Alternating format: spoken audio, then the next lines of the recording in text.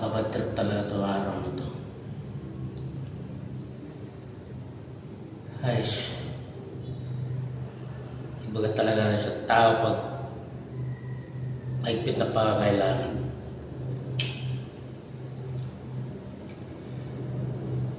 Yo, kagabi lang. Ginawa na ng mag-ATM machine wallet to.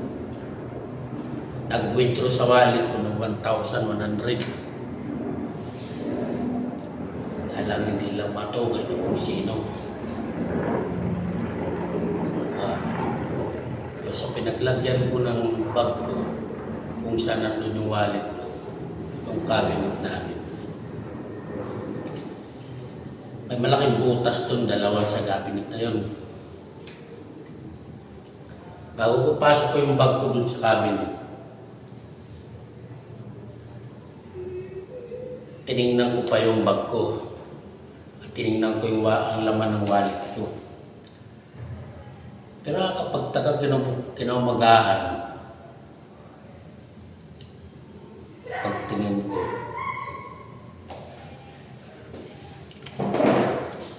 wala ko 1,100.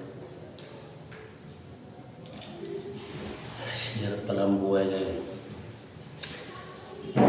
Hindi na lang unang beses, dalawang beses, tatlong beses, apat na beses, o 5 beses nangyayari dyan sa bahay namin. Alam mo bakit sa bahay lang nawawalan? Hindi lang naman ako yung bahay ko na nandun na nakatira. Ang upahan lang naman ako. Palagi na lang.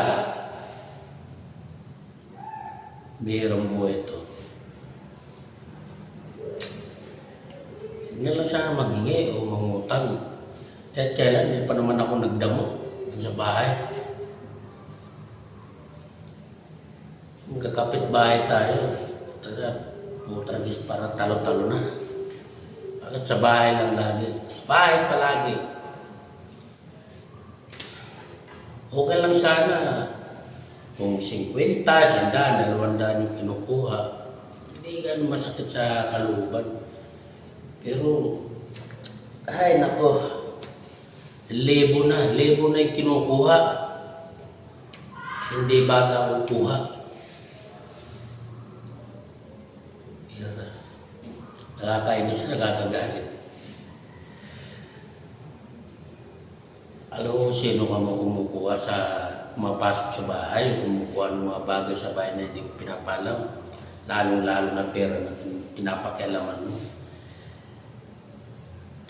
Alam mo pag nahuli kita,